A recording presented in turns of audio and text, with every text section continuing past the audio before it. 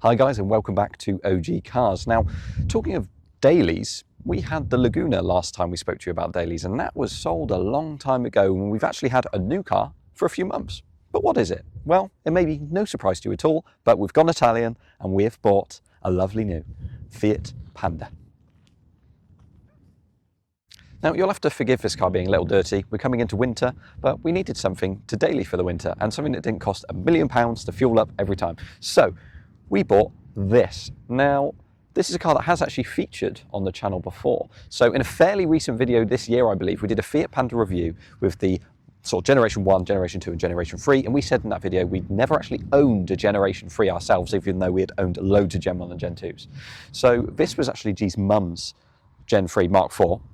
1.2 fire, 2013, and basically we got G's mum a lovely poo brown Fiat 500L, which if you'd love to see, please comment below, because I think we'd actually quite like to introduce it to the channel at some point in a separate video. But we thought we'd just buy this off of her because she was getting rid of it anyway. It was quite cheap, and you know what, it fits the bill. Okay, so the question you're probably asking, right, why did we buy this? Obviously it's not really as cool as the Laguna. This is not a V6 all singing, all dancing, like top spec estate, but it is fairly new, and also, let me just really drill this point in, it is really cheap to run, right? £35 tax for the year is less than we were paying monthly for the Laguna, just to put that into perspective. And I'm pretty sure the fuel cost is about half. I think, you know, it depends who uses the car, because G does a longer run if she takes it into work, but roughly, right, 40 quid to the tank for the week, and the Laguna was like twice that money. This is a lot easier to work on. You've got the 1.2 fire. I know this engine inside out. I've done stuff on these Pandas and loads of other Fiats when I worked at Fiat for 6 years.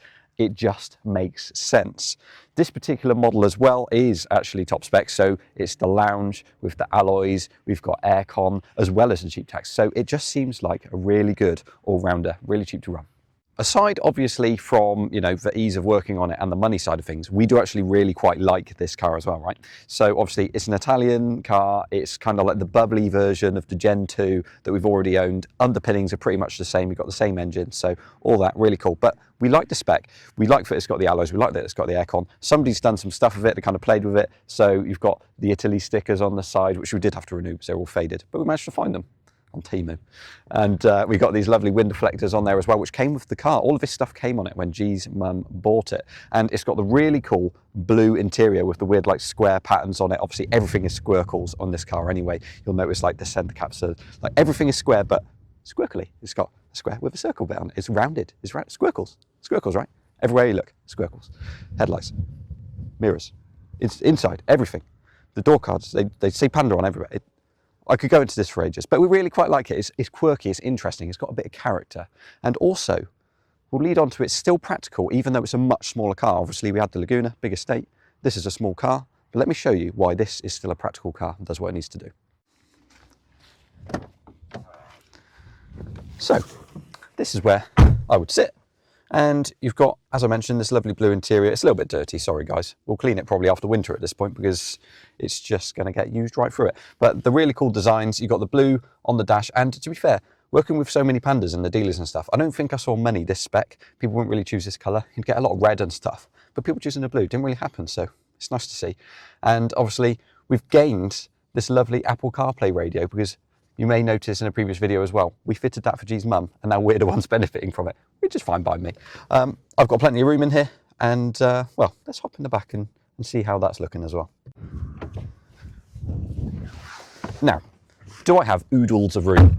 Not really, but my knees kind of wrap around the seat very slightly, and I do have enough room here. And obviously, for my work stuff, I can still throw computers and whatever else in the boot and in the back here, and that's fine. And it's fine for 2 adults and a dog. Now, if you've got a family of 5, yeah, this probably ain't going to work. It hasn't even got a middle seat, this one. I'm pretty sure there was an option to have a centre seat, which obviously changed the base. At the moment, you've just got the belts dual right in the middle there, but it gives you plenty of room as 2 passengers in the back. So, is it the perfect family car? Maybe not, but it's a good little daily for the 2 of us and the dog and doing little work things. It's still practical enough, you can get enough in here. You may notice we've moved slightly, and that's because we were getting pushed away, let's say, by some horses, and they were rubbing over the front of the car. So we've now got some more dirty marks on the car, but it's fine, it's winter, whatever, cool. I was going to mention the rear right.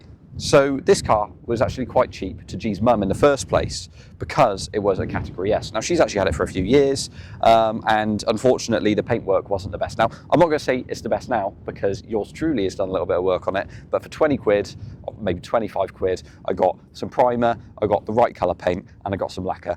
We went to town doing a bit of sanding and just did it up ready for the NEC as it was our pool car for the clubs when we were doing the IFA club stand and the YRMC club stand. So it's been doing work, it's been doing bits, and you know what, it looks okay from a distance. So looking over there, this paintwork probably looks okay. It's not quite as shiny as the rest of it, but you know what, I'll take it. It was a Category S, it was cheap.